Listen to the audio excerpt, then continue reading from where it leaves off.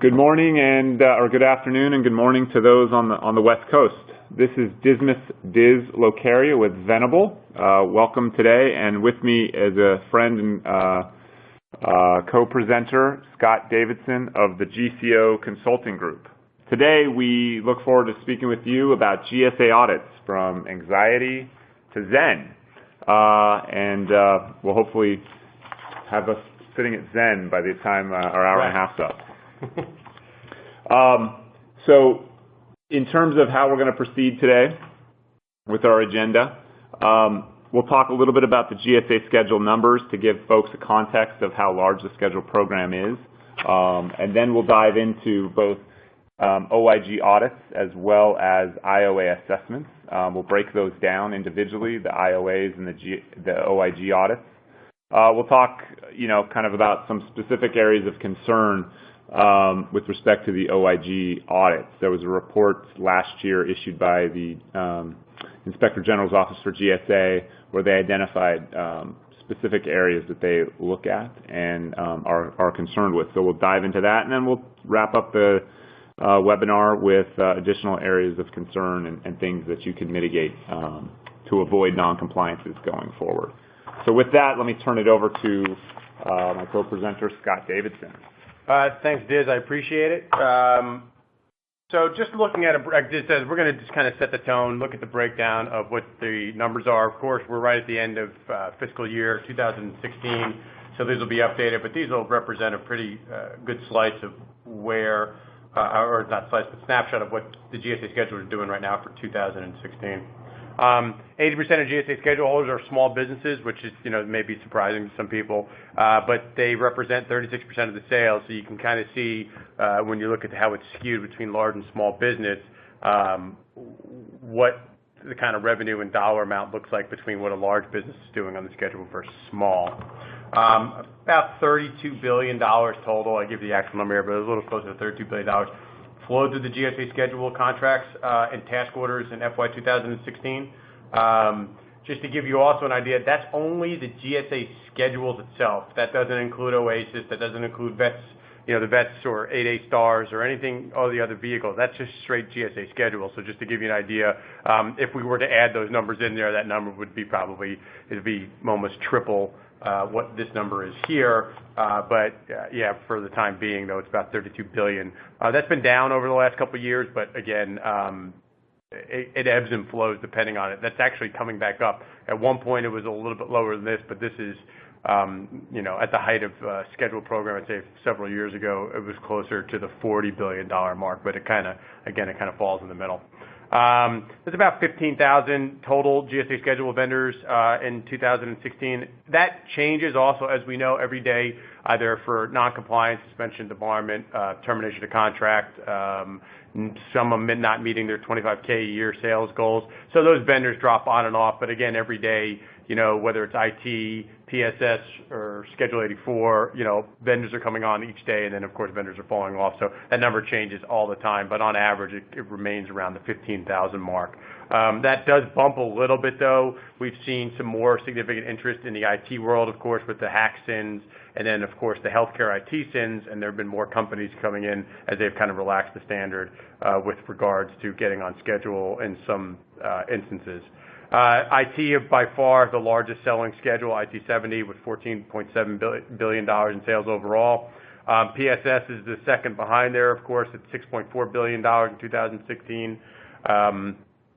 Also, as you know, we get this question a lot, but yes, just to keep in mind, there's opportunity at the IT and Schedule 84 schedules with cooperative purchasing, where state and local governments can buy directly from the vendor off of those schedules. And in 2016, there was $379 million in state and local sales through the GSA schedule, the 70 schedule. Keep in mind also that a lot of the states will have state term schedules or programs that mimic the GSA schedule. So that represents, 379 represents a good amount of sales, but also it's not inclusive of other states that have strictly, Ohio comes to mind, Florida, New York, where they have these state term schedules that literally will mimic GSA schedule sale, but they'll use it as their own, of course, and they won't buy through the cooperative purchasing program and, of course, funnel the money back through the state programs. And then the last little bullet, because this kind of leads into everything that we're going to cover today overall, besides the distinction between what an IOA and OIG audit is in a recent Office of the Inspector General audit, this was a report that was issued, and the sample that had returned that 79% of GSA schedule holders did not have correct compliance systems in place to meet GSA schedule requirements.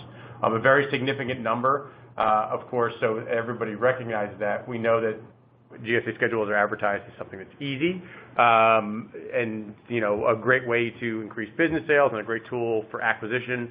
But there are obviously significant compliance challenges with the vehicle itself. And if it's not caught early on or not identified or a robust compliance program isn't put in place, I usually say from left of sale or at the beginning, there are significant issues that could, kind of fester for a very long time until they're recognized with GSA. Yeah, Scott, I mean, that's I think an important kind of fact that 79%, almost 80% of people who are on schedule, the GSA OIG believes that they're non-compliant. So that's pretty telling in terms of, I guess, the simplicity of the program. It's never as simple as one thinks. Well, moving on to kind of the meat of our program here, we're going to talk about IOAs and we're going to talk about these OIG audits. But before we dive into the kind of what those are specifically, let's talk a little bit about the differences between these two. A lot of times we'll speak with clients and they'll say they were audited by GSA, just last year. And then we ask, let us see the reports or let us see the findings. And what we get is what's a report card, and that's actually not an audit, that's an IOA assessment. The IOA assessments are distinctly different from an OIG audit. First of all, they're much more frequent. You see them on an annual basis, whereas OIG audits, and we'll talk about some of the numbers later, there's just far less OIG audits. Probably one of the most notable aspects, though, between the OIG and the IOA assessment is the subpoena power. So an OIG, Office of Inspector General, and let me back up a little bit on who the Office of Inspector General is, just to provide some context. So GSA obviously is an executive agency, but the OIG, every agency has an Office of Inspector General. It's under the Inspector General Act of 1979, and they actually, while housed within a specific agency, they aren't actually part of that agency. They actually are they report to Congress. And their job is to serve as kind of Congress's watchdog over the executive branch and over these various agencies. So while OIGs audit our clients, contractors, frequently, they also audit the agency themselves.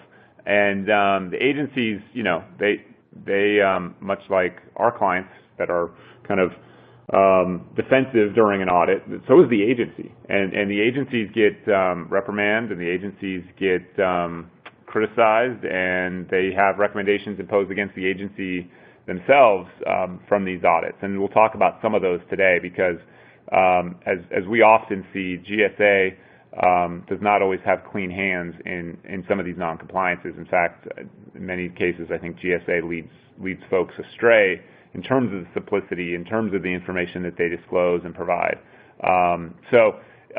It's important to note who the OIGs are. They're not actually part of the agency, although they're called the GSA OIG. They report to Congress, and they actually will audit and scrutinize GSA itself. And so they do have subpoena power, whereas an IOA, which is performed by a GSA person as opposed to an Inspector General person, does not have that subpoena power. Now, the subpoena power held by the OIG, though, is for document production. It's not necessarily to compel testimony, to compel witnesses. Their subpoena power doesn't go that far. So they may want to speak to people, but they cannot compel someone to speak. They can only compel the production of documents. So it's a key distinction on their subpoena power. Another, and probably the most notable distinction between the two is kind of the depth of the analysis. So in an IOA, it's a relatively quick exercise. Usually it lasts for a week or two, where an audit may go many, many months, and sometimes we've seen them go over a year. And they will, on an audit, they will dive deep into the weeds. Whereas an assessment, they're going to sample, they're going to look at things at a pretty high level, they're going to spot check, and wrap it up in a week or two. Whereas an audit will take, like I said, many, many months. They'll often make, numerous requests for voluminous amounts of information and documentation. They may not come back to you for months, and then they come back with a whole host of questions, or they may pepper you with questions throughout the process. So it's a much more involved process, and something to keep in mind as you go through it. They'll also often, in the IG context, focus more specifically on certain issues. They can't boil the ocean with the level of depth that they're going to go. So they'll typically focus on a couple different things. Pricing, obviously, is one of the main things that they'll look at. Whereas an assessment, an IOA assessment, they're going to look at a broad range. The report card, there's a template out there that you can look at the things that they'll look at in an IOA. There's a couple dozen things that they look at. And it's a much more cursory review than the in-depth focus on specific issues that is posed by the OIG. They'll do a much more in-depth complete review of transactions as versus spot checks. Often audits come about because of it's sometimes called pre-award. So if you're coming up for renewal, the OIG does a certain amount of what they call pre-award audits, where they actually will review a contractor's pricing to determine how GSA should best negotiate the next 5-year extension. And we'll talk about, they also come about because of whistleblower allegations, mandatory self-disclosures, or even congressional interest. And then, the OIG versus the assessment, the OIG, they're going to identify specific issues and make specific recommendations, where an IOA is going to give you a report card that says, we have concerns about X, Y, and Z. Now, importantly about what the OIG does is they make recommendations. They actually can't, they aren't a law enforcement agency, and they're not a contracting officer. So they can't in of themselves deobligate funds or request that money be paid back, or make contract modifications, or initiate a civil or criminal investigation. They can refer those matters. So they'll make recommendations to the contracting officer. They may refer a matter to an assistant U.S. attorney to take civil or criminal enforcement actions, or they may even refer something to a suspension debarment official for making a responsibility determination.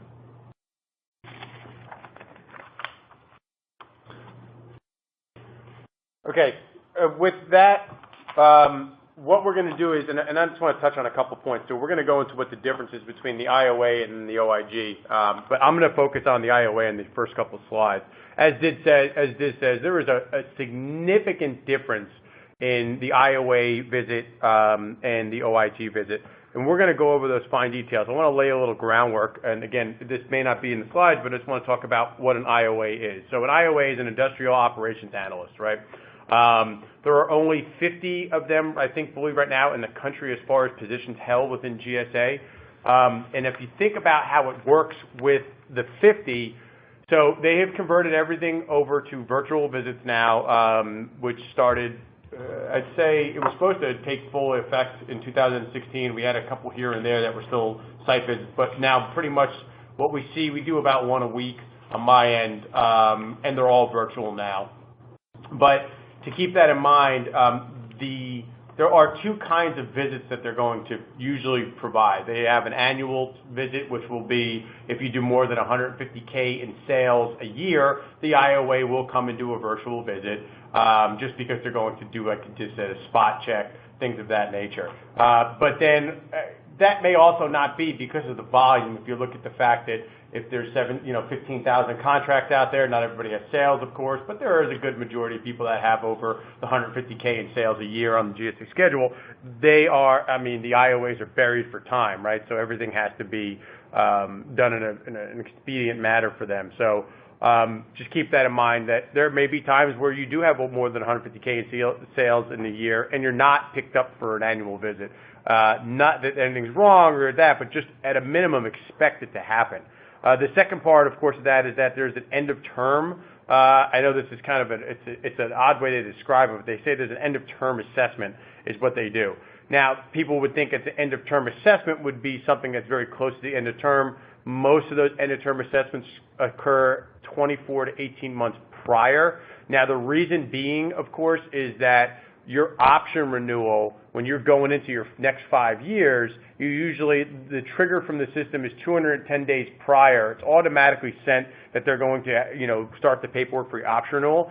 They have to, when I say they, the IOA, GSA, has to go and take a look prior to that to make sure that there are no significant issues from their spot check. So keep that in mind, that when you see end of term and you're a successful contract holder as far as a GSA schedule vendor, do expect to see an end of term visit 2 years prior at a minimum, but also expect the annual visit at the 150K mark too. So don't think that they're just going to come like they used to once in every 5 years and then disappear.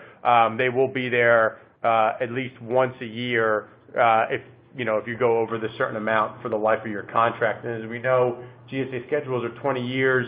And then, of course, you'll renew your contract at the end of that through a dual contract initiative, which means you'll get another 20 years underneath the new GSA schedule award. So it's in perpetuity if you're going to be successful to expect IOAs to be there at least once a year if you're breaking those dollar marks.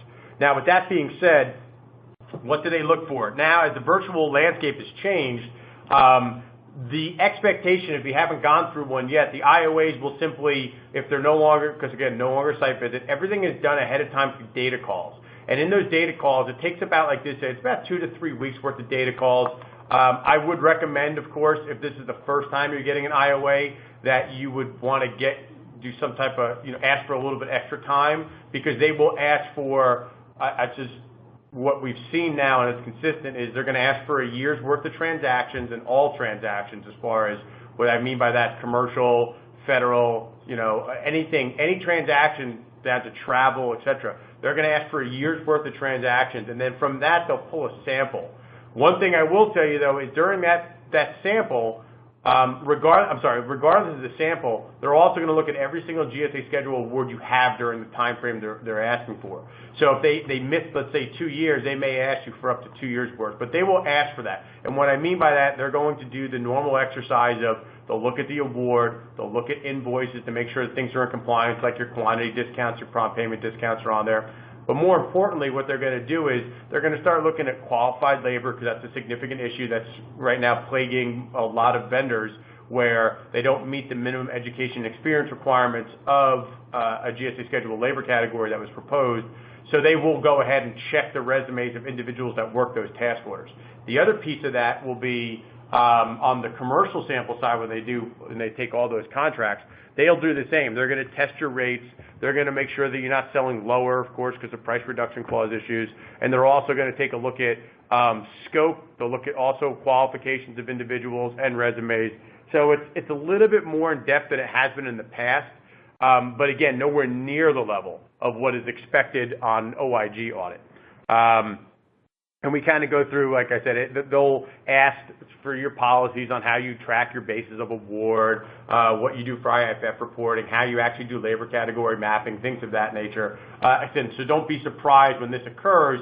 But again, to put it in context, it's usually over email, and it's a back and forth position up until the day of the virtual audit. Now, if your ducks are in a row, your virtual audit, normally my virtual audits will go ahead and take probably 25 minutes if everything is good and there are minor findings, if anything. But just to give you an idea, if it's going longer than that, you may have some issues you may want to consider. And you'll probably know ahead of time, though, because you would identify that when you pull your sample data and see there's certain things. But also, the IOA will probably point things out prior to that visit if they don't identify it on that call.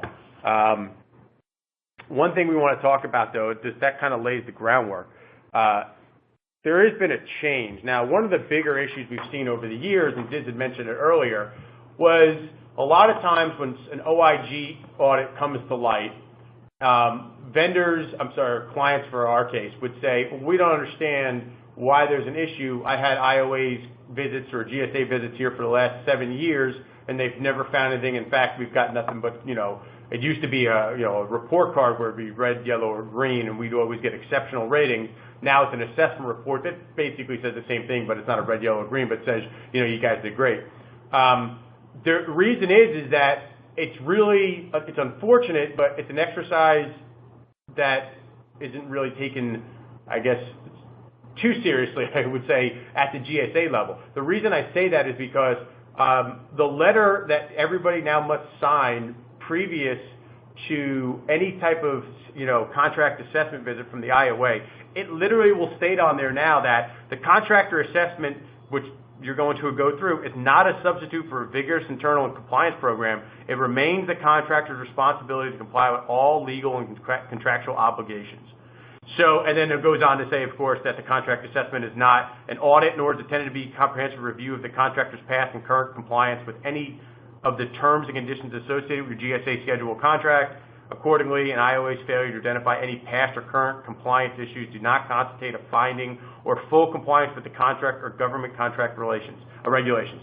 That's very important, because what it basically says here is that it's essentially a meaningless exercise from the government's point of view. Nothing that they can do at this point, because you're signing and agreeing that, yeah, that's true, we're going to look at things, but we're not going to find everything. In fact, through experience, I can tell you there have been times where we've known ahead of time, because we've been called into a mock audit, where we were in the same process of trying to get out a disclosure to cover these issues, that the CAB auditor or the IOA, we handed them the documentation. It was very clear that there was PRCs or unqualified labor, things of that nature, and they gave them an exceptional rating. So understand that you should not have a good sense of security with regards to if you passed an IOA. And if you got an exceptional rating, you got an assessment. This basically states, and the government's essentially having you sign a document that says it's all back on you to make sure that your programs are compliant, that you are following regulation, and that if there's anything that the IOA doesn't meet or somehow comes up in an audit later or maybe through a whistleblower or anything else, that it's still fully on the contractor. So it's something to keep in mind, that this is the level of what your exercise is, and then everyone's going to say, well, why do we have to go through it? It's still GSA. If GSA is a privilege, not a right. You're going to have to play with what their rules are, and these things exist. I will tell you, though, I will tell you this, though. If you think about how that works, the reality is that it exonerates, I guess, in a sense is the word to use, or it allows GSA to basically say, well, yeah, we looked, but even if we didn't find anything, it's still on the contractor. But the interesting part about that is that as a vendor, if you're getting gigged or hit on a compliance issue from an IOA, you probably have a very significant issue in your company. And the reason I say that is because, and I think maybe it's workload or training related, but the fact is, through just experience over the years operationally, there have been so many significant items that have come up in IOAs that we've seen on our side that led to significant compliance disclosures down the line by the company, but were never picked up by the IOA. In fact, like I said, it walks away with an exceptional report. It's something that it's very important that you recognize that. Again, you should not rest on the fact that the IOA gave anybody a good rating. You should be concerned if you have a serious concerns exist, or if things are identified. Up until that point, you should have a compliance program, of course, either way, to meet the regulations required by the GSA schedule. But either way, that's the time to take a step back and take a look internally at the process and see what went wrong, or potentially look for other people to come and help for that situation. Because it says, the next part of that letter, as you see in the slide, it says, any discussion with or information given to the IOA does not constitute a report or disclosure that is required to be made to the contracting officer or the GSA office of the Inspector General under the Federal Acquisition Regulation or contract provisions. So that's the other piece right there. Even if you have communications with your IOA and you say, okay, they found me, I haven't been monitoring my basis of award for the last 10 years, or they found unqualified labor, you're still responsible to go ahead and report that underneath what would be mandatory disclosure, and follow what is the correct procedure in making sure that that's reported and then corrected, because it doesn't matter. In fact, it's optically, it's worse if you go through the situation where an IOA finds something, you converse with the IOA, you correspond with the IOA, you send emails back and forth, and then it's never disclosed, right? Because it's been identified and there was no action taken to rectify it, and only on a go-forward basis, there could be a significant finding if you were ever to be audited, or if somebody in the company would whistleblow, or anything like that would happen. There would be a significant issue with the scope of what had taken place, and all that would probably be subject to, that could be subpoenaed and found that you clearly knew that there was something wrong, that there was a potential issue, or there was a violation of the regulation with regards to whatever it was they found, and then that there was no action that was taken. Yeah, this language, both these excerpts here on this slide, I think are extremely telling, because essentially what the government's saying is like, look, even if you presented this information, it might be smacking us in the face, but we're not going to take that as disclosure. They're trying to absolve themselves of knowledge for what would be potentially a Civil False Claims Act offense later. And then the second part about it wouldn't preclude any claim presented by GSA or the government to the contract. So, they're also trying to preclude themselves from a waiver argument, should there be a clawback years later. Because these IOAs, they request a lot of documentation. They look at a fraction of the documentation. And for whatever reason, they don't identify a lot of issues. And to Scott's point, if you do have kind of a negative finding in an IOA, our experience is that, wow, it's usually pretty blatant for them to identify something. One of our participants actually asked the question about this notice and was told by legal not to sign this. Scott, I think, mentioned earlier, you don't really have a choice. It's part of your, obligation. They have a right for this information under the GSA schedule contract, and you don't really have much of a choice on whether to sign it or not. Certainly, if you can avoid signing it, great. But push comes to shove, if you don't sign it, then I could see GSA saying, look, we'll cancel your contract if you don't, because we don't feel that you're cooperating with the contract. It has obviously an easy out provision for both parties, and I could see that happening. Yeah, keep that in mind too. If you're not, and again, they do send reports up, and the IOA, it still works for GSA Inc., and we'll speak to the ACO or the CO or the PCO for that matter. Keep that in mind though, is that exactly, if you're not deemed cooperative, they do have the ability to reach out to the contracting officer, who does have the ability then to reach out and then talk to the OIG or things of that nature if they're curious. I know it would raise my curiosity just as an auditor in general as to why you wouldn't want to sign that.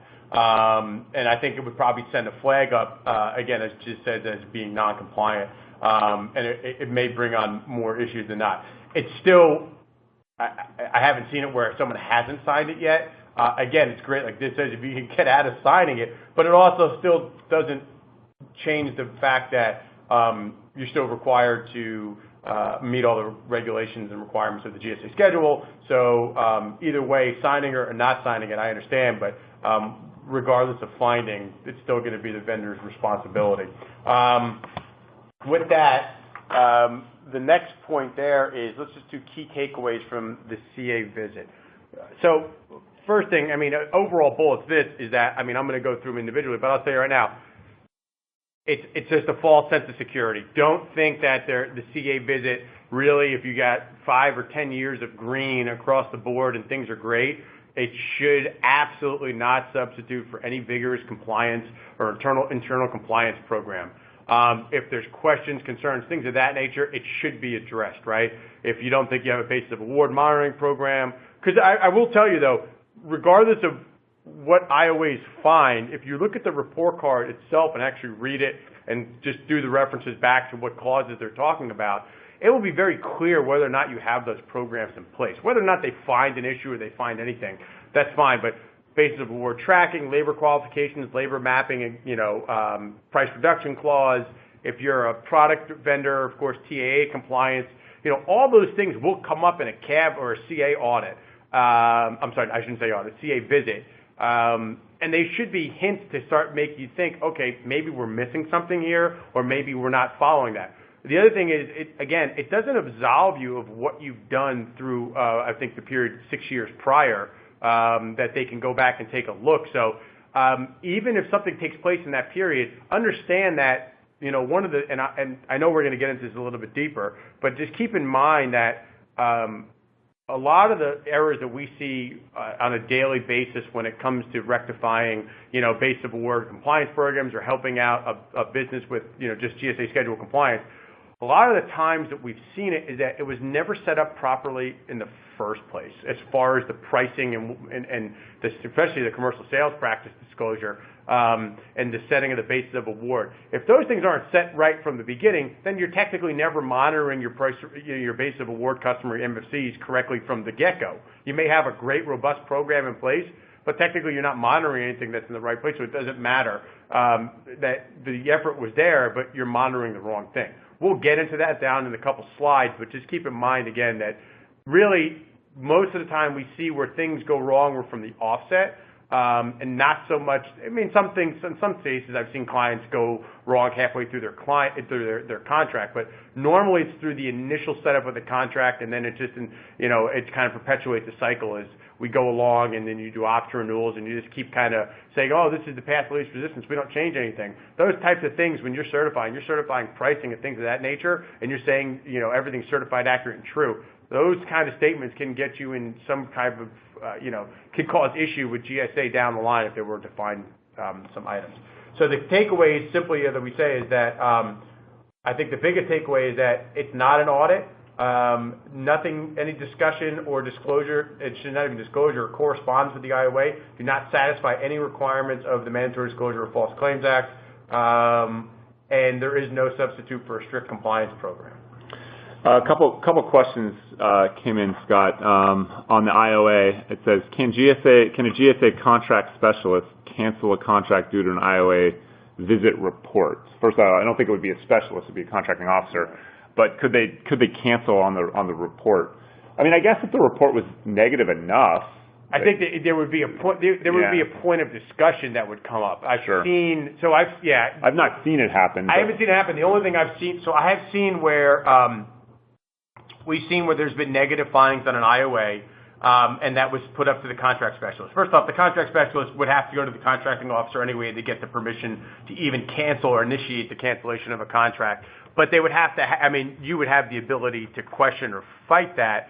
But then again, it may lead to a disclosure, which again although that sounds like it's a bad thing, it also is on the path for recovery if there were issues that were found. So I technically, they would have to confer to a CO in order to get that buy-off. And I think there would be significant back and forth on that in order to even get to that point. But yeah, I don't know if a contract specialist has that authority to do it. I haven't seen that. I wouldn't think so. But the officer would, and I guess if it's bad enough, it's possible. They have a lot of reasons they can cancel a contract. So I could see it being a possibility if you had a really negative report and you weren't going to do anything about it. Yeah, but then you run risk. There's also, because as Diz says, then you run into where, okay, I didn't report it. You have to, by the way, if they cancel your contract and they had significant fines, it still doesn't absolve you of what you've done. They can still come after you, right? Yeah, they could still come and pursue you for whatever, as far as what they want, as far as anything under Mandatory Disclosure of False Claims Act. So keep that in mind, that even if they do cancel it, you're not free and clear. But I would also be, I would be concerned as a company if they're canceling you based off an IOA's findings, because it would be something that's very significant. Right. Now, one other question on IOA is, does the IOA need to state that it's an end-of-term assessment? It will state that's an end-of-term assessment. So when you receive your documentation, there's two different, it's a more in-depth review it's a separate set of documents that are received. So if you get your yearly assessment, you'll get a there'll be when they send you their data call, there'll be 3 documents they send you. One would say, what is your expectations? One will be the CA letter of intent that you have to sign that we discussed. And then the other one would say, this is what I expect from my data call. On the top of that data call, it's going to say end of term assessment, or it'll say yearly assessment. So that's where it'll identify what it is. They should also identify that in the initial email contact the IOA sends out to you, and to start the setup and pick the date that you're going to have this. It'll say this is an end-term assessment, or it's going to say, hey, this is a CA, this is a contractor assessment visit. If it doesn't, it might be sloppy record keeping on the side of the IOA, maybe not shuffling the right thing. But there is definitely a difference between the end-of-term assessment documentation that's sent and just a regular contractor assessment visit. It's a lot larger pull for the end-of-term assessment. Great, thanks. Okay, so let's talk a little bit about the OIG audit breakdown. So OIG audits, as we've kind of already given you guys a little bit of insight into, that they are significantly different than an IOA, much more in depth, much more involved. And, we talked about them occurring in pre and post-award award situations, but they can also result from self-disclosures, under the mandatory disclosure rule. If there's credible evidence of Civil False Claims Act violation or significant overpayment, you're supposed to make a disclosure to the OIG, and in those instances, the OIG may follow up by doing an audit. They can result from random selection based on, the GSA systems over IFF. It can result from a whistleblower action. So, similar to mandatory disclosure, someone alleges a Civil False Claims Act in a key TAM or in some other, through the OIG hotline. Obviously, the OIG can act on that, and they may act on that. And then, as we mentioned, this option to extend the contract, which can be a pre or post-award audit. And essentially what they're doing is they're looking at pricing to give the contracting officer a leg up in terms of negotiating pricing for the next go-round. So, in the last in the 6-month period going from October 1 to March 31 of 17, there were 41 audit reports issued. These are reports that they make to Congress. The reports aren't necessarily public, but they report the stats to Congress. And so, 41 out of 15,000 contractors doesn't sound like a lot, but, if you're one of the 41, it doesn't matter, it's a lot. And, note here, in those 41, they came up with $224 million in recommendations. I have yet to experience an audit that does not find some amount of money to be disallowed or to be saved. And I look at it this way. These auditors, their job, that's their sole job, is to find money either to recoup or money to save in the future. And if they don't find a dollar, then they really haven't done their job. So you're going to see some kind of finding in almost any OIG audit, some more than others, and you try to minimize that. But they will find their pound of flesh because there's a lot of requirements and it's hard to be in compliance with all of them. And some of the things, and I'll talk about it today, some of the things I think they're flat wrong on. Some of these things are subjective, and the OIG has their viewpoint, and I don't always think their viewpoint's correct. But they do report these stats and $224 million in recommendations out of those 41 reports.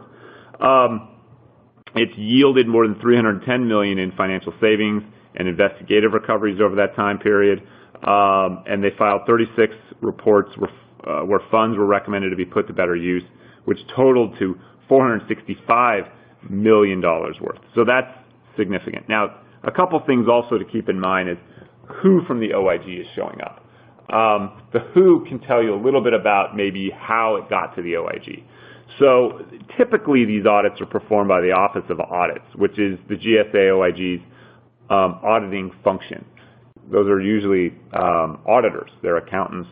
But every now and then you'll see an Office of Investigation And that's going to tell you something a little bit different. What it tells you is that this probably isn't a pre or post award audit. It's probably something stemming from a whistleblower or a key TAM allegation. So that'll give you some sense of the type of I guess, action being taken by the OIG, and maybe give you a better sense of how to handle that, from that point forward. I have one thing to say before we just jump in. Just to give you an idea, as we head into the next slide, just so you know, as far as it says for recovery, they're looking. So if you haven't been through an OIG audit, it also depends on the auditor in some cases, but we've seen everything from their clawback recommendations come down to they're actually down to the level of looking at a GSA schedule contract task order award, and they're looking at the per diem that was that day on travel, looking at receipts and determining whether or not either you double billed or triple billed, things of that nature in those errors. They actually do to that level. So expect to that level of where they're going with their audit. And it's across the board. It's not just that, but I just want people, there's your typical, they're looking at resumes, qualifications of everybody. They're going to look at, potentially in some cases, they'll look at cost buildup. So for fair and reasonable pricing, down to, different, how you do your wrap rates and how you do your subcontractor fees and things of that nature. So it's not, there is a significant difference between what an IOA and an OIG, auditor is. An OIG auditor is someone who is, like this says, it's an accountant. It's somebody who's very good at what they do for recovering, money or finding some type of issue with how the contract was handled. So don't make the mistake of thinking that it's going to be the IOA who's there just to do a sample and a test, and that they may not be as skilled. The investigators and the auditors from the GSA OIG are very good at what they do, and they've been doing it for a long time. So just keep that in mind. Again, to the level of where they go, it's a full audit of a contract from top to bottom, left to right. They will look at every aspect of that award, to every dollar that was spent. And like they said, and we've been there, we've been on audits that have lasted more than a year. We've also been on audits that last about 4 months. It just depends on how many sales you have, of course, and how well you're set up for that audit, and how well your compliance program is working. We had a follow-up on the question about IOAs and contractor specialists canceling, and it says, I received a letter 2 months after the IOA report from the specialist that stated, before I cancel your contract. And I guess the contractor had sent their disclosures and rectified all their issues immediately after the assessment. I mean, I don't really have anything to say except that specialist seems to have overreacted to the report, and must be acting with the authority of the contracting officer, because the specialist doesn't have that authority. And hopefully you weren't canceled. But the government has wide latitude to terminate your contract at any time. So it's whether they have the authority or not, it's not really an issue. It's whether they exercise the discretion or not is all I would say to that. So one quick question: the contract specialist absolutely does not have the authority to do so. Again, like this says, they're acting on authority. I would immediately have challenged that and gone to the contracting officer, the branch chief, and said, "Let me have a conversation and a phone call," because there's no way I would stand for a contracting specialist to even make that a statement. I don't know all the cases. The fact that's kind of a broad kind of statement, but again, I would immediately challenge that, because unless they found, the only time I can see something like that potentially happen is that if they did an audit and maybe you were misreporting sales and you didn't meet your 25K, minimum requirement sales in 2 years, that I can see. I've seen people actually get hit for something like that. But again, that was approved by the contracting officer, and there was discussions, it wasn't out of the blue. I would absolutely challenge whoever it is. It sounds like, listen, we'll be blunt. The GSA has one of the highest contracting specialist turnover rates in the entire federal government. There's a reason for that. So just something I would keep in mind that, nowhere, whoever you're speaking to, there's somebody above that I would immediately call and reach out to and it's taxpayer dollars that are at its best. So I have been in situations where I would literally just pick up the phone and call the regional administrator and say, I have an issue with somebody, I need to get this rectified because it's affecting business for a small business or a large business, et cetera. So you are not without remedy. Keep that in mind. And if I would have received an email like that, I absolutely would have found out who the branch chief was or where the higher ups and contact them immediately, because they're definitely outside of their lane if they're doing that. Yeah.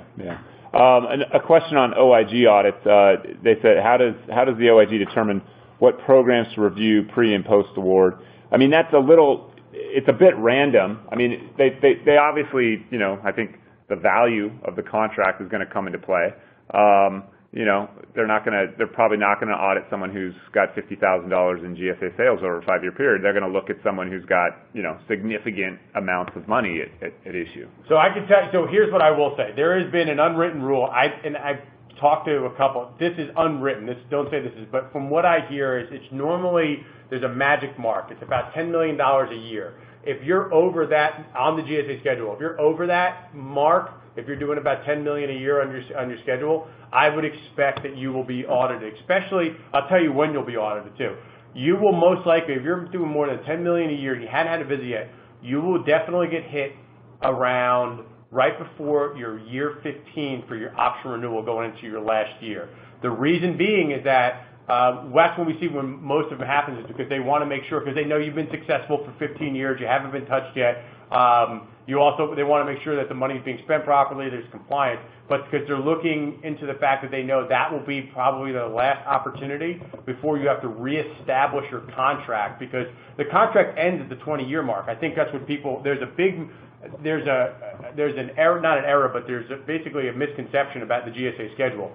Your contract will end at the 20-year mark. That contract will not be renewed. What will happen is you will have to apply for a new GSA schedule at that 20-year mark. The evergreen clause is only for 20 years. It's not in perpetuity. So that's why GSA has something called a dual contract initiative, which can be exercised at year 14 and day 1 of your contract, where you will submit a new proposal to the GSA. It'll be expedited. It's called a streamlined offer for success. It's a streamlined proposal for successful offers is the clause that's listed underneath. And what happens is you'll have dual contracts. You have to identify if you have a VPA, if you have any task orders that are active. And by doing that, what will happen is you will be awarded a new GSA schedule, and the other schedule basically will go until the task orders and VPA dies, essentially. And then any new work will be taken on the new schedule, which will be for the next 20 years. So keep that in mind, that you understand that the contract doesn't go on forever, but that's why the OIG will come at about that 14-year mark, because that's their last chance to get it to look at you to make sure that, hey, I've been successful all this time, and that they want to make sure that for a renewal, which we know will come for your next 20 years, they want to make sure that everything is working. So the key areas of kind of these audits and what we typically do to help prep our clients, and obviously sometimes we're brought in the day before, sometimes we're brought in weeks in advance of an audit, or sometimes we're brought in before an audit's even on the horizon. But these are the areas that we generally look at most to make sure that folks are compliant. CSP, commercial sales practice accuracy, and we'll talk a little bit about that, but that is an absolute key. Those are your disclosures to the federal government about your pricing practices. They set up everything, and if they're wrong out of the gate, it can set up a track record of inaccurate pricing. Basis of award, BOA, basis of award monitoring. So you set up your CSP, you get a basis of award, and then are you monitoring that basis of award? So again, if you're not monitoring it out of the gate, even if your CSP was set up right and you fail to monitor it out of the gate, you could have a long track record of non-compliance. Price reduction clause review kind of feeds into basis of award. Essentially, has the basis of award gotten better pricing than what was disclosed? If it has, then you probably have a price reduction clause event, which you're supposed to notify the government within 10 days. Have you done that? If you've not, then again, you might have a track record of non-compliance and essentially overcharging of the government, which leads to potential Civil False Claims Act and potential disclosure obligations.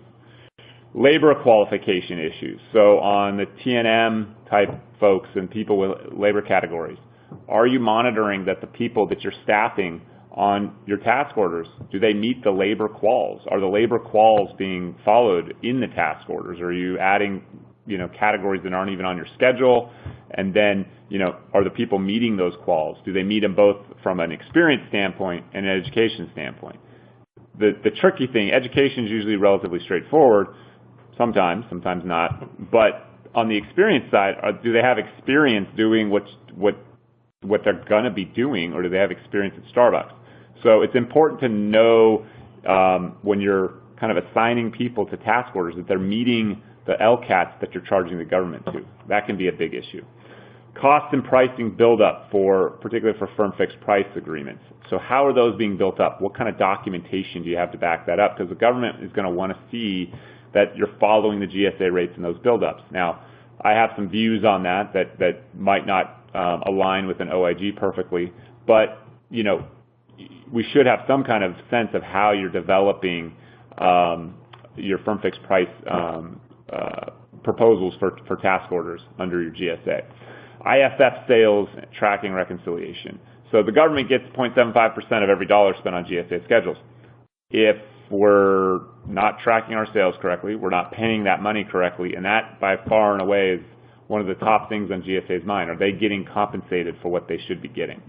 There's a host of other things: task order review, ODCs, travel, per diem, Trade Agreements Act compliance.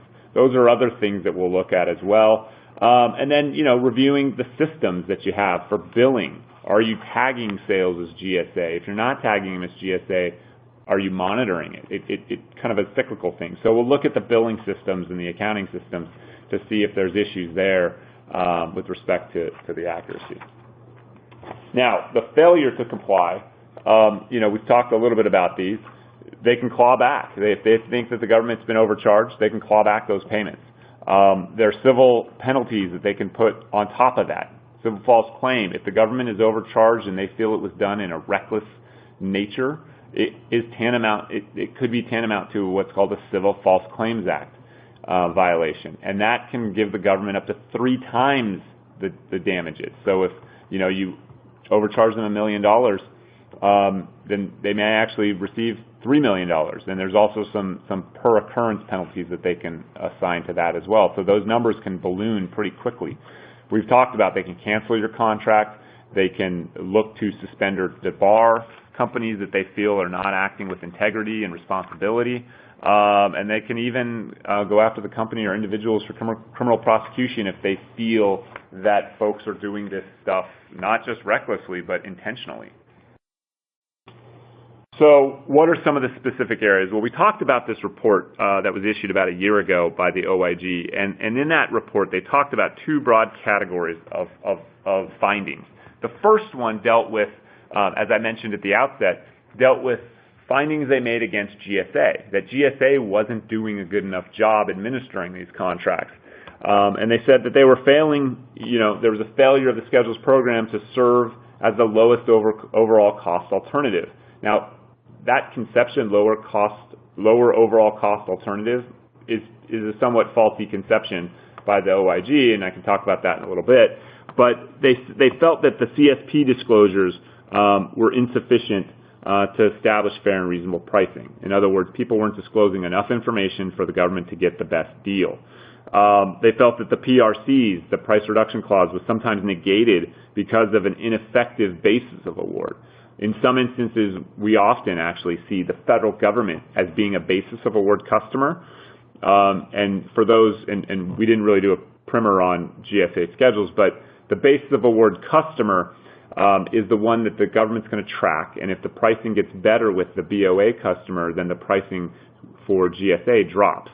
And so if the BOA is a federal customer, there's an explicit carve-out that discounts to the federal government don't trip the price reduction clause. So if the Army is my basis of award customer, then I never am going to trigger the price reduction clause because the Army is an exception to the basis of award, or to the price reduction clause. So it's ineffective. It doesn't make any sense, and it can't be really utilized in that way. And then they felt that GSA wasn't maximizing savings identified in the pre-award audits. In other words, in the pre-award audits, they were saying, well, you can cut costs here, here, and here with this contractor, and GSA wasn't maximizing that. On the contractor side of the house, they said, there were two main areas, that the contractors were providing the government unqualified labor. We talked about that, so people weren't meeting those labor quals. And then they had inadequate reporting systems for determining GSA sales and making IFF payments. We routinely see this problem when we meet with contractors, that they've tagged nonprofits as GSA, they've missed certain agencies, they've tagged, there might be organizations that sound like the federal government, but they're not. There might be organizations like the World Bank or the UN or, other kind of governmental organizations, state and local governments, that they're tagging as GSA, but they're not buying off cooperative purchasing, so they're not really a GSA sale. We see this problem all the time. So it's definitely something that we can kind of agree with the OIG on that, because that problem's just out there. Now, as Scott mentioned earlier in the presentation, almost 80% of audited contractors in fiscal year 2014 submitted inaccurate CSP information. So that's a big problem, right? This is the disclosures you make for the government to negotiate the pricing, and if those disclosures are inaccurate, that can lead to a host of problems down the road. They also found that 39% of contractors did not offer scheduled pricing that was equal to or better than their most favored customer, and that resulted in a $79 million loss to the government. I have some issue with that. I'm going to talk about it in a second. But the failure to do the CSP is critical, because it can lead to defective pricing, overbilling, inaccurate reporting, and then that leads to potential civil false claims and potential suspension and debarment. So, getting it set up at the outset is absolutely key. Right, and I'll just chime in real quick, because again, some things that I see on like I said, on a daily basis, but these numbers kind of quantify and qualify those statements, is that listen, if they're doing a poll of 42 vendors and they're finding nearly 80% of them have the wrong information, that's just 42 vendors. The likelihood, unfortunately, is that, I thought just from daily experience and doing this all the time, I thought that number would actually be higher. Just because most of the time we talk to clients, I go, what's your basis of award, customer? They'll say whatever it is, we know there's an issue. We can also tell, just through experience, you can look at price lists, things of that nature, and I can usually tell, well, most likely if you have a specific basis of award that's commercial, you're really not giving them a 19.28% discount to that level. Most of the time, if it's an actual research piece or something along those lines, those discounts look different. So that's one thing we want to keep about, is that that establishment of your base of award customer and the CSP from the onset is correct. The bigger issue is one of the biggest challenges people face. The bigger issue is that you are reaffirming that every time we hit an option renewal. The other part of that is that whenever you do a material change to your contract, let's say you add a labor category, or you change a SIN, things of that, or you add a SIN, things of that nature to your GSA schedule, you have to reaffirm your commercial sales practices at that time. And it's going to say, did anything change, and you have to update that. Now, everything, of course, is done in EMOD, but you still are checking the block inside and saying, nothing has changed with my commercial sales practices. These are all the same. The government's not getting GSA is getting the best price, etc. You're affirming and you're making a statement every time you do these actions inside your contract that this has been correct. Now, if it's been wrong since the get-go, you just keep reaffirming that it's been wrong the whole time. And one of the things we see all the time is that when the establishment of the contract is, a lot of people establish contracts, let's say 15 years ago, when they weren't a large business, right? And they've grown significantly over those years, through their own success. But let's be honest, your contract, your commercial or your most favorite customer, your base of award, most likely has changed from when you were a 2-person business and now let's say you're a 2,000-person business. There's a pretty good chance that the landscape has changed for how you do business, right? But if you keep reaffirming that every time you do something, it could lead to issues. One of the biggest things we see is that most people don't regularly identify the fact that being a sub to a prime is a commercial relationship. That's a very significant item. The other problem is that most people also don't recognize that state and local government is a commercial transaction unless it was specifically purchased through the GSA Schedule Cooperative Purchasing Program. It should be considered a commercial transaction unless it's carved out in the CSP and says these are exceptions to the rules and your disclosures, and that GSA has accepted the fact that you say you exclude them. That's one of the biggest items we also find in CSPs is that everyone just will automatically check, yes, GSA gets the most favored customer price all the time, and then the second part is they say no deviations or concessions occur where GSA doesn't get the best discounting. You have the opportunity to say, you know what, GSA, you don't get it all the time, and here are the following reasons. You know, you could talk about market penetration, sub to prime, because the government's the ultimate end user, things of those things, you know. Customer service, concessions, you know, because, I mean, these are, like, when we see a CSP that just checks yes or no on those boxes, and there's no narrative, I mean, it's very hard for us to imagine a client never having a discount other than those, you know, that they put in the CSP, that they never have an instance where they have a sale or they have a customer concession to make a customer's upset and you give them you give it to them for free or something. That's a discount. I mean, those can be, we've seen those be problems with the government. You know, I have a client that does stuff on a pro bono basis or a low bono basis, and you know, the government's going to come after you and say, well, we should have that pro bono basis. No, you're not going to get it for free. That's ridiculous. But if you don't disclose it, then, you know, the government doesn't have that information to make their assessment in terms of how the pricing should be, and you have a potential defective pricing issue. Yep. Yeah. One quick question before we jump into, because we're going to talk a little bit about CSPs. Quick question from the participants. And I haven't had this experience actually yet. Are there any IOAs or OIGs that have taken place post-TDR, for those not familiar with TDR, transactional data reporting, which is the idea is that TDR was going to replace the CSP and the price reduction clause. I don't think that's going to happen any longer. But post-TDR, that you have guidance or changes or guidance on changes in what to do in these reviews and audits. I've not actually seen a post-TDR audit. I don't know if you've seen you've probably seen a post-TDR IOA. Yeah, I've seen post-TDR IOA. So I will tell you. So let's kind of put the landscape down. Let's talk about TDR. So TDR number one will most likely be gone by the time the end of the pilot program. And the reason I say that is that they just made it that it's no longer mandatory, of course, to be in the pilot. You can opt back out. It has become unwieldy, of course. There are significant problems with reporting. There's a lot of things that have occurred. So, and a lot of people had originally had stated that they didn't want to be a certain part of it. But regardless, that's neither here nor there. So TDR, yes, is if you've opted in for the time being, you know, understand that I will tell you with just from conversations with GSA, going to the town halls, things of that nature, don't expect it to be here at the end of the pilot program, especially for services. Maybe it sticks around for product, but for services, no. But with that being said, yes, I've been in IOAs post-TDR. The IOA, we had to do the front legwork on it to explain to them more of the fact that, yes, you know, these are not subject to TDR. You know, these are subject to TDR at this point. So here, you know, none of this is really applicable. So yeah, we have seen it. The IOAs have not have had as much experience with it, but we've kind of guided them down the path. But it does essentially, from that point in time when you accepted the mod to go into the TDR program, yes, I mean, the price reduction clause has been removed. It doesn't, I will tell you, the one thing I will say is this, though. In an IOA, we did have a situation where there was something that was lower previous to that TDR kicking in place, but the IOA asked to see that time frame.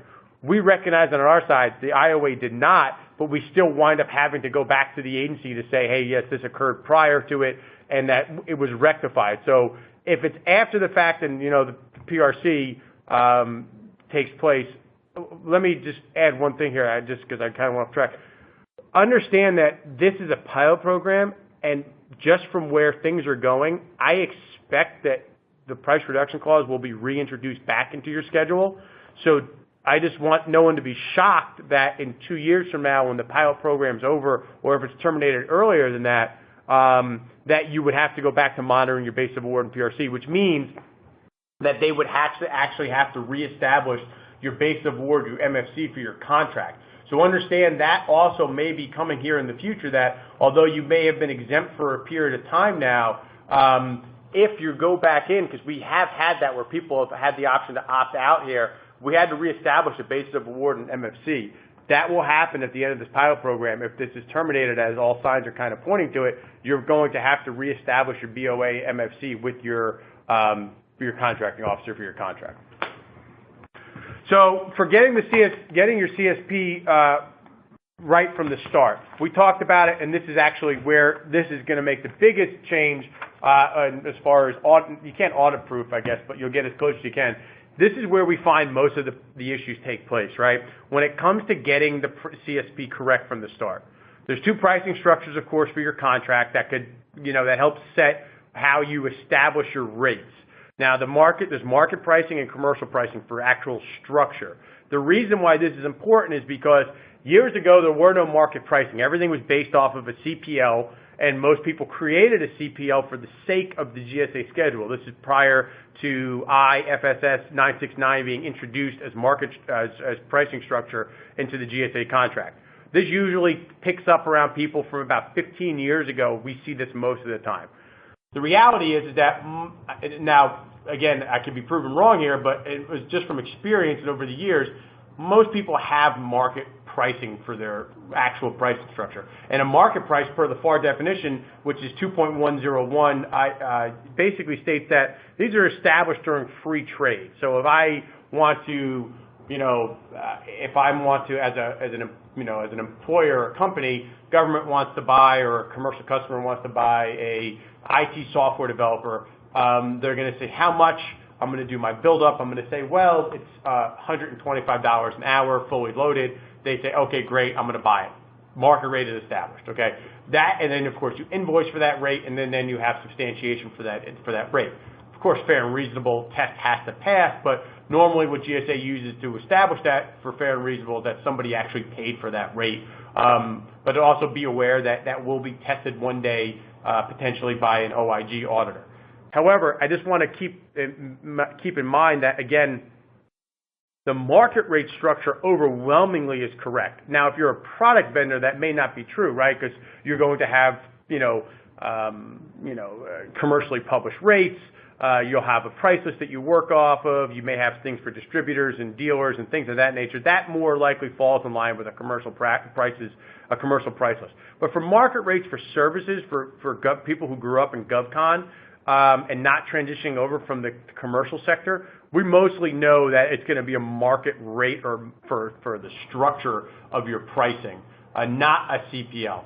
Now, you also know that if that's the case, you have the ability to change that and renegotiate it. Is it always easy? No, but most likely in the option renewal period, you are given the opportunity to do such things.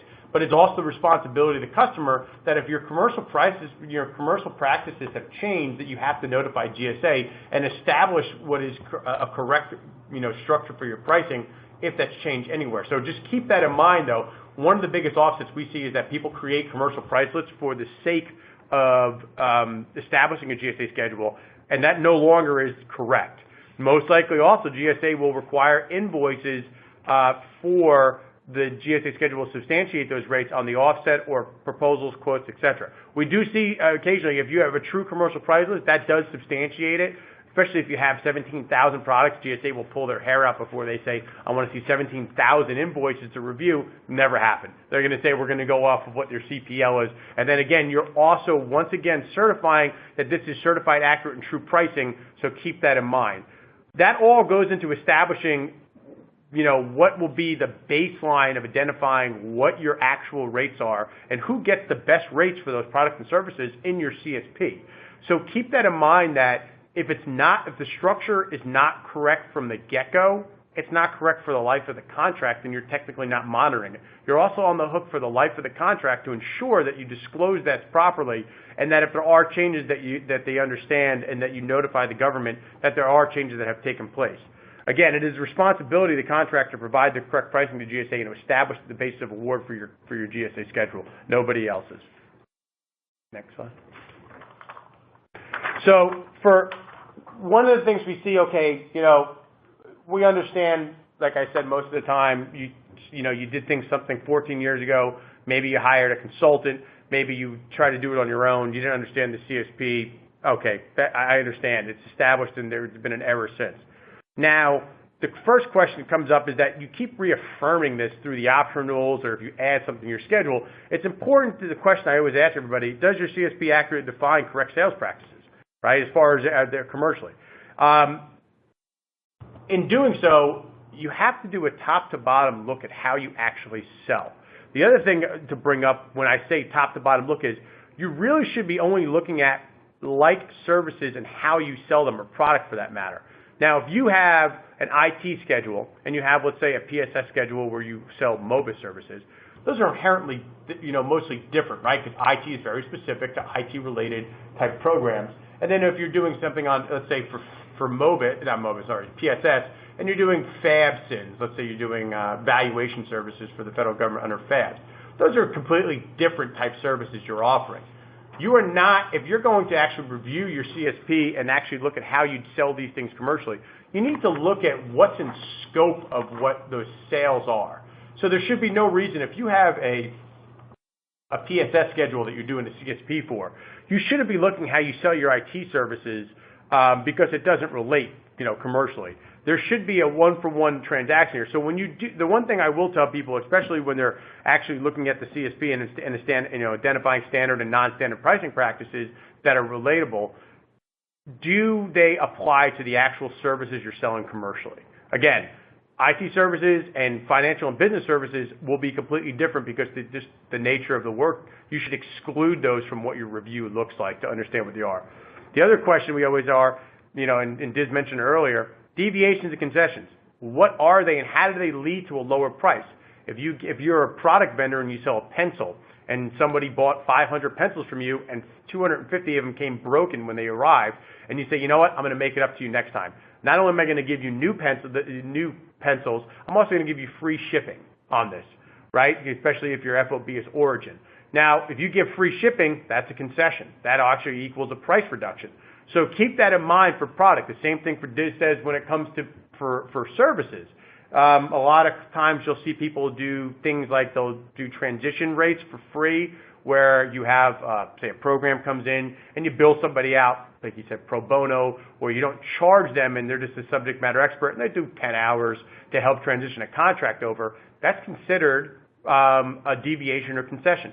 So all those things need to be taken a look at to ensure that you are actually offering all those items, what is equal or better rate to the government, and that if you can identify these instances where they take place, you absolutely want them to be on your CSP as a deviation that says, you know what, GSA, you're not always going to get the best price because it's, these situations can occur, and I probably wouldn't give this to the federal government. And like you said, customer service or transition rates or things of that way. Composite rates would be another thing that you'd want to look at, that if you do offer composite rates. Those are very hard to track when it comes to, offering that to the federal government because you're offering multiple, labor category services into one actual rate. You may not offer that because, again, it's a composite rate.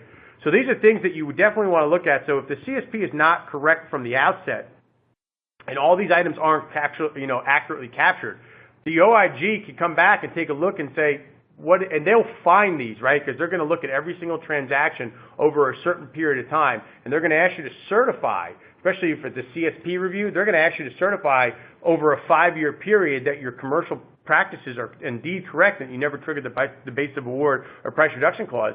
You're going to have to know pretty well if you don't have any deviations, that's all on the table for you. So understand that if the CSP is not set up from the outset, there's no way that the vendor can accurately track the basis of award or monitor its commercial sales practices for the life of that contract unless you address it and change it.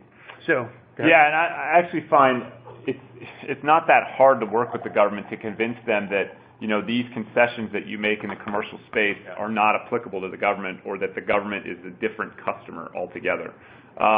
I mean, I've made arguments to the government to say, hey, look, we get guaranteed sales from these guys, or we're their preferred vendor, and so they get better rates, because you have a guarantee stream or you have a preferred preference with a certain customer. The government's not those. They can't guarantee funds. They can't prefer you over others. So I've not had any challenges with contracting officers presenting to them, dozens of different types of pricing deviations that, as long as they're disclosed, they're on paper, and they've been out there for consideration, it's not going to be an issue later. But you got to get them out there, and then you work with the government to say, this doesn't apply because of X, Y, and Z. And I've had no challenges there, and it's just a matter of making sure that when you set up your CSP, you think through all those issues, not oh yeah, we price everything the same. Well, you probably don't. There's some reason why you might not.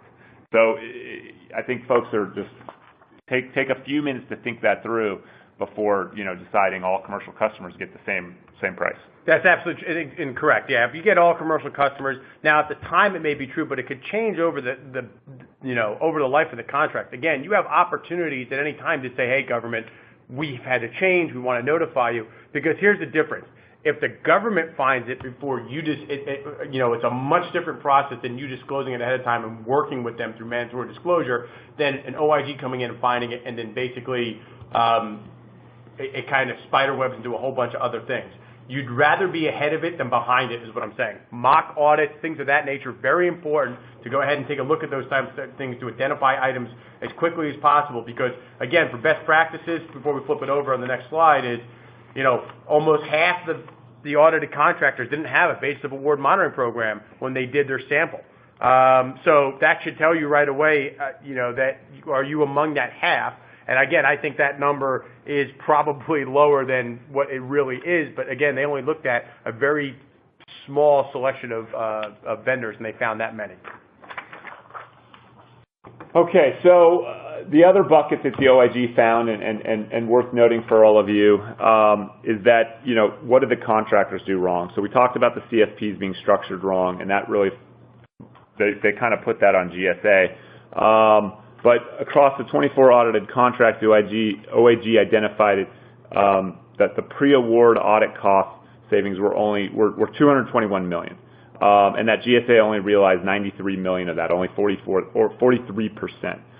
So the OIG makes this finding, and I just think the finding is just flat wrong for a couple different reasons. The OIG says that they think that more pre-award, or what does this mean? What do we think this is going to mean? Well, we think it's going to mean more pre-award audits, because there's this huge amount of savings that are out there, and there's going to be this increased pressure when you're working with your contracting officers to push pricing down. But why do I think it's wrong? Well, because the basis is fair and reasonable pricing. It's not the best. The government is not entitled to your best pricing. That's what everyone says. They all say MFC, most favored customer, all this stuff that makes you think that they're supposed to get the best. That's not the standard. The regulatory standard is fair and reasonable pricing. And look, the federal government voiced all kinds of requirements on contractors. It is fair and reasonable that they pay more than the private sector that doesn't have all these compliance requirements. So there are plenty of reasons why the government should not get your best pricing. But that's not how the contracting officer or the OIG particularly is going to view it. But they're flat wrong. And so it's important to push back in that regard. But you got to push back at the right times. You push back in your CSP disclosures, in your proposal documents, in your modifications.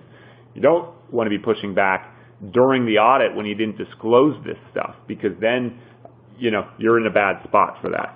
And the other thing that the OIG, I think, is blindly thinking is that, we found $221 million worth of savings. You should have realized 100% of that. Well, they're acting as though this is a unilateral thing. It's not, because the contractors have the opportunity to negotiate, and they have the opportunity not to enter into a contract. Now, that may not be practically realistic. You need this GSA schedule contract. And so the government does have a lot of leverage, but it doesn't mean they have all the leverage. And you can't just think that the government gets all that leverage. So I think those assumptions are wrong in that regard. Now let's jump over to to the qualified or the unqualified labor issue, because this is a significant issue that they found, and one they foisted on the contractors. For service contracts, they found that people were providing unqualified labor. And that's a significant issue, because if you're charging a certain rate and the person doesn't meet the minimum qualifications, then in the government's eyes, you're overcharging them. And if you're doing that in a reckless manner, again, it can be tantamount to a civil false claim. So it's important to make sure that the labor categories are tracked at the outset on these. And then on the firm fixed price, the contractors need to be showing how they build up using those labor category rates. Now, you don't necessarily have to provide that documentation on the task order level, but you should have that documentation in your contract files. So if an auditor does come in, you have a way to support it. Ideally, you want to be using that GSA rate. I think there are probably arguments out there that the GSA rate or charging something in addition to the GSA rate to account for a firm fixed price risk might be acceptable, but they're going to want to see that GSA rate is the rate that's applied when doing that. Let's see, during a site visit, they're going to want to see resumes. We often find that clients don't have resumes available. They don't ask for resumes. Well, how do you know someone meets the quals if you don't have their resume? You need to collect that information and keep it in a repository, and then, it needs to be updated, right? Everyone's resume after every year has an additional year of experience. So you got to keep in mind that the resumes are going to be critical to determining and to supporting your argument that people are in fact qualified. So making sure you collect resumes from your employees, from your subcontractors, and then keeping those on file, but also having some kind of repository that you can use to quickly check labor qualifications. And that repository needs to be updated at least annually, because people are gaining a year of experience. The other thing is, keep in mind that people get gigged on all the time, is that firm fixed price, they're going to look at your price buildup. Now, we all know firm fixed price on an invoice is going to be whatever it is, but GSA will absolutely go back to your original price buildup, which they'll find, and you'll have to produce, and they'll look to see who worked it and what those rates were that you did in your initial buildup to see if the person's qualified and if they are acceptable. The other part is, we'll talk about very quickly, is for the other part is real quick, subcontractors. You are responsible. If you have subcontractors on your GSA scheduled task order, you're also responsible for the resumes to make sure they qualify. And that should be in your subcontract agreement anyway, but you're still responsible to produce those resumes to show that and ensure that those people qualify for that labor position. You may be able to take action against their subcontractor itself, but understand that you're still responsible to make sure that person was qualified either way. So some last thoughts on unqualified labor. I mentioned earlier, you need to make sure that the experience is actually experience in the field that they're mapped to, right? So if they're a subject matter expert and your accounting experience, at Starbucks, that's not gonna map. Their education needs to map. They have a degree in, kinesiology. Well, is that anything related to computer science and IT? Probably not.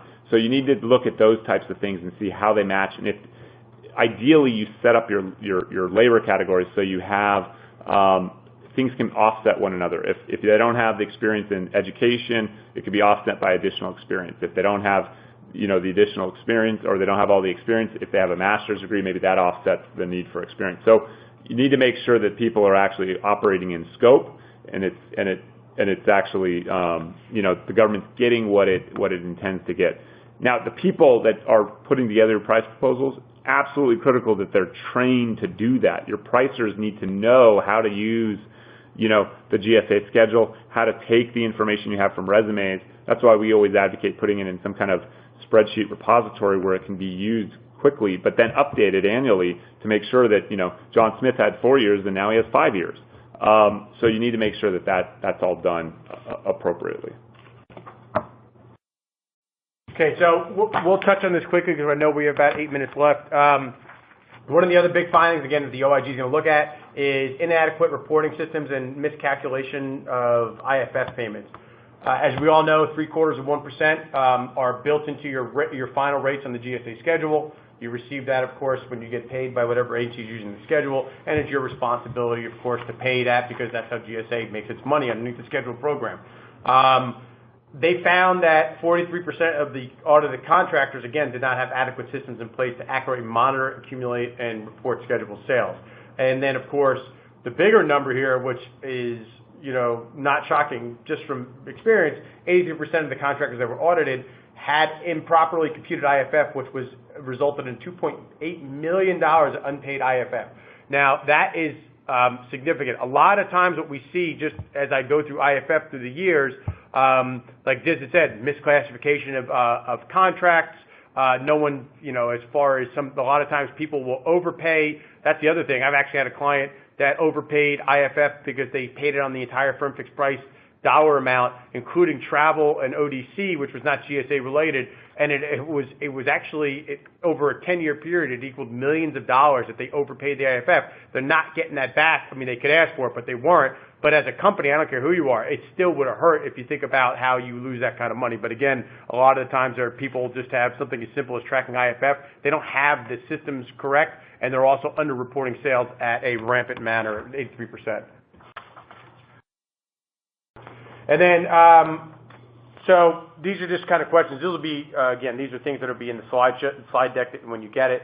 How are you recording sales for firm fixed price? Make sure you're separating out ODCs, travel and labor. Again, ODCs are not subject to IFF. Only time they are subject to IFF is if they are awarded underneath an ODC SIN on your GSA schedule, like under PSS 541-1000 is specifically ODCs for AIMS-related services. Those have to be paid on IFF. Anything else, like an open market item, things of that nature, absolutely not. You should not be paying IFF on it, especially in firm fixed price, and you're never paying IFF on travel. Okay, additional compliance areas for review. Ceiling rates, big issue we always see too, is that people, for some reason, if you don't have automatic escalation built into your GSA schedule, which means that you base it upon a CPL or you tie it to a market index, a lot of times we see it is that people escalate over their ceiling rates in out years, and that's overcharge, of course. That could be an overbilling to the federal government.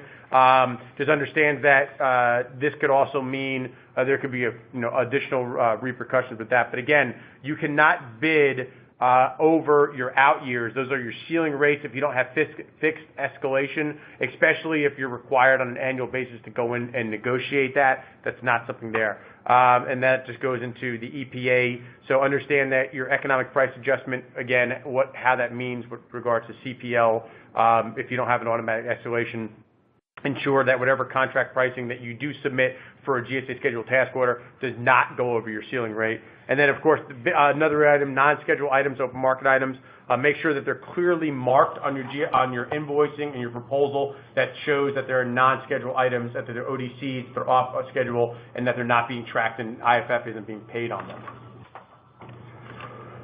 CTAs, that's a different story. Make sure, again, CTAs, they will be checked to make sure that, of course, that each individual pricing is being used, each individual person is paying their IFF correctly. That's a big mistake we see just through normal reviews. CTA admin fee, people put CTA admin fees on there. Yes, they are allowed to put that on there. Just understand, though, that 5% is very high to have an admin fee for a CTA. All you're doing is technically invoicing the government. It should be fair and reasonable. Now, I'm not saying you won't be gigged. I've seen people try to get 15% admin fee put on there that they collect from the other members. No, it doesn't work. So just keep that in mind. It's got to be fair and reasonable, and that you always have to, any individual team member on a CTA pays its IFF responsibly. Just a couple last items. On the IOAs, be prepared. Have your stuff ready, have your documents ready, have your sales reports and everything. You'll get a data call, and so make sure you prep for your IOAs. Same thing on the audits. Don't go in with an OIG or an IOA without any prep work. If you've got a team in house, great. If not, think about getting some experienced folks on the outside to help you get prepared. Self audits are critical. Making sure, that's part of any good compliance program is making sure that you're doing this stuff before an IOA visit or before an OIG audit. It's always better to identify these issues and present them to the government in your own light than it is to wait for the government to figure this out in an IOA or an OIG audit, then you're playing defense, and it's just not nearly, you're behind the 8 ball, not a good spot to be in. So think about self-auditing, whether it's using outside resources or using your in-house resources, so long as your in-house resources, understand how to work these issues. Understanding commercial versus government, I talked about it earlier. It's imperative that people make this judgment call correctly. And I get that a lot of companies, especially for GSA contracting, it's not a priority. You've got commercial stuff you're focused on, and GSA might be the tail wagging the dog here, but the repercussions are just too great to let it go. So you need to make sure your people are trained on how the schedule works. What is commercial? Commercial is anything non-federal government. That includes state and local governments. It includes nonprofits. It includes foreign governments.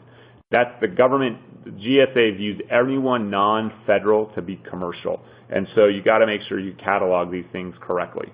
And then like items, remember that labor, and even for products, they need to map the requirements that are being sold under on the schedule. If the schedule says it's this size item, it's a generator of this size, well, if you're selling them one that's lesser size, you're going to get dinged that you're overcharging the government because they're getting a lesser thing. I've even seen where higher performance items are sold on schedule, and it's not exactly the same, that they're dinged. Even though it's a more expensive item, they still got dinged on it because they said it was the schedule item and it was an off-schedule sale. So keep an eye on like item issues as well. So with that, we have about 30 seconds to go here. I just want to thank all of you. We don't see any last questions coming through just yet. So if there are any, Scott or I'd be happy to answer them over email. We do want to thank everyone for spending the last 90 minutes with us, and also remind everyone that next month we're going to be talking about suspension and debarment. So we talked a little bit about what might lead to that. Well, if you find yourself in that situation, unfortunately, how do you deal with it? And the team at Venable is happy to talk through those issues with you all. And we appreciate you participating in our webinar. Yeah, and thank you too. One last thing just to keep in mind, if you are a successful GSA schedule contract holder, and you're taking government money for 15 years, it might be 15 years later, the government will come and check eventually. It's not a matter of if, it's when. So just keep that in mind, that compliance is the key. But don't think that because I've gone 14 years and they haven't checked me for whatever reason that it'll go that. We have clients that were very successful GSA schedule holders for a very long period of time, and then the one day comes and the OIG finds it has a significant amount of findings. So just keep in mind that if you are taking the money, you're successful, just expect them to come one day, not to expect that, okay, everything's fine. So just don't be surprised that, again, you're cruising for 14 years and maybe doing 15, or 20 million a year on the GSA schedule. The OIG will most likely come get you on the 15th year. Not to get you, but to check. So just be ready for that day. Some very chilling final words from Scott. I just, through experience, not to scare everybody and that the sky's falling, I just don't want, we've been through that and we've seen the pain that contractors have endured. And if there's a way to mitigate it, there's no way to avoid it if the OIG wants to come, but to be prepared is paramount to success. So. Finally, for those that were looking for CLE with today's webinar, we'll send out the code in the chat feature, so look for that as well. Now that we've kept you 91 minutes, we know you've done your part. So thanks so much. We hope you join another Venable webinar in the future, hopefully next month or sometime later. Take care. Bye.